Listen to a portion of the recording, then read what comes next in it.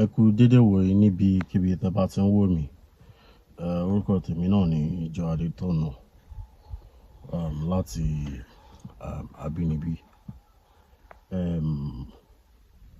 Mo rí nǹkan kan lọ́pọ̀lọpọ̀ ní kòpẹ́kòpẹ́ tó jẹ́ pé ó dẹ̀ ń bà mí nínú jẹ́ lọ́pọ̀lọpọ̀. Mo bẹ̀rẹ̀ sí ní rí àwọn videos mi ní orí platforms tó pọ̀ bíi TikTok àti Facebook. Kò wá ń ṣe pé wọ́n kàn yọ nǹkan kan níbẹ̀ fi sọ̀rọ̀, but wọ́n á kàn download àwọn video yìí, wọ́n dẹ̀ lọ ń re-upload ẹ̀ sí àwọn platforms tí mo ń sọ yẹn. Ó jẹ́ ohun tó bà mí nínú jẹ́ lọ́pọ̀lọpọ̀ torí pé mo mọ̀ pé ọ̀pọ̀lọpọ̀ èèyàn mọ̀ nǹkan tí mo máa ń go through láti ṣe àwọn videos, pàápàá jùlọ àwọn tó jẹ́ pé mo máa ń travel lọ ṣe ni. Mi sọ àwọn tó jẹ́ pé mo kàn máa ń ṣe nínú studio mi. Àwọn tí máa ń travel lọ ṣe yẹn, ó máa ń take me a lot of things láti ṣe. Bẹ́ẹ̀ sì ni mi ní parọ́ fún yín, ó máa ń cost mi ní ọ̀pọ̀lọpọ̀ owó ní ìgbà mi. Torí ìgbà mi a máa need àti settle, ẹ mọ̀ ọ̀rọ̀ Nigeria now. A máa need àti settle láti rí èèyàn kan. Kò ní ṣe, ó lè má jẹ ẹni yẹn gangan ló fẹ́ gbowó, but ẹni tó máa mú wa dọ́dọ̀ ẹni yẹn, ẹ dẹ̀ mọ̀ condition country yìí, a máa gbé mọ́tò lọ. Oríṣiríṣi wàhálà tó pọ̀ gidigidi ni mo máa ń ṣe láti put àwọn videos together, and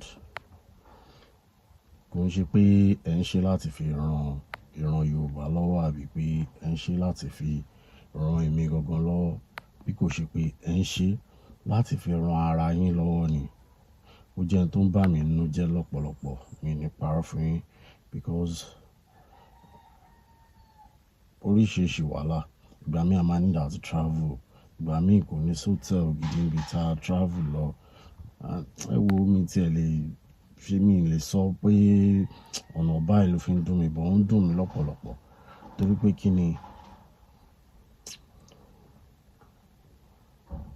nǹkan tí mo ṣàfẹ́ látọwọ́ yín lọ́wọ́lọ́wọ́ báyìí ni pé ẹ jọ̀ọ́ nítorí Ọlọ́run. Mi lè ní pé kẹ má lo àwọn videos mi láti fi gbé àṣà àti ìṣe Yorùbá lárugẹ. Mi lè ní kẹ má lò ó yín, ṣùgbọ́n at least ó wá kéré pátápátá. Ẹ lè gé díẹ̀ láti ibì kan sí ibì kan nípa ọ̀rọ̀ tí ẹ bá fẹ́ sọ.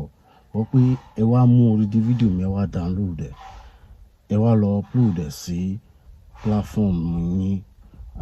Ẹ má jẹ́ n parọ́ fún yín, màá ṣe ọ̀pọ̀lọpọ̀ èèyàn tó máa pọ̀ gidigidi gan. Màá ṣe ọ̀pọ̀lọpọ̀ èèyàn tó máa pọ̀ gidigidi gan torí màá bẹ̀rẹ̀ sí ní report àwọn videos yìí ni láti sin lọ. Of course, ẹ̀yin tí mo ti warn yín náà for now, but láti mú yín bá yín sọ̀rọ̀ ìlọ tí máa rí èèyàn tó bá tún ṣe irú ẹ̀, màá report channel àbí platform ẹni yẹn ni. Màá dẹ̀ make sure pé wọ́n take it down.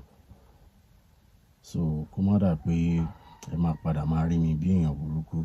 Òun ló yẹ kí n sáré wá ṣe fídíò yìí láti jẹ́ kí láti ṣàlàyé fún yín bí ó ṣe ń dùn mí tó ní nǹkan tí mo ń wò yìí. Channel yìí ti wà láti nǹkan bí 6 years ago ni mo ti bẹ̀rẹ̀ sí ní upload sórí channel tí mo ti ń ṣe àwọn nǹkan tí mo ń ṣe yìí. So ẹ kàn lè dé kẹ́kọ̀ọ́, a máa download àwọn iṣẹ́ ọwọ́ mi kẹ́kọ̀ọ́ dẹ̀ máa ṣe kí ni. Kí mọ̀ tó bá yẹ pé ẹ kàn gé díẹ̀, mi ní mind, inú mi máa dùn sí. Ẹ ti ẹ ní permission fún yẹn gan. But pé ẹ kàn download video mi without my permission, ẹ dẹ̀ upload ẹ̀ sórí platform tí yín. Ẹ jọ̀ọ́ ẹ jẹ́ kó dẹ́kun láti wákàtí mo ṣe bẹ́ẹ̀ tí ṣe ń wo video yìí. Torí pé nǹkan tó máa ń pè ní copyright infringement náà, òun náà nìyẹn.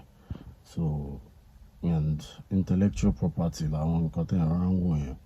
So mi nífẹ̀ẹ́ sí pé ẹ ń download video mi, ẹ dẹ̀ upload ẹ̀ sí another platform.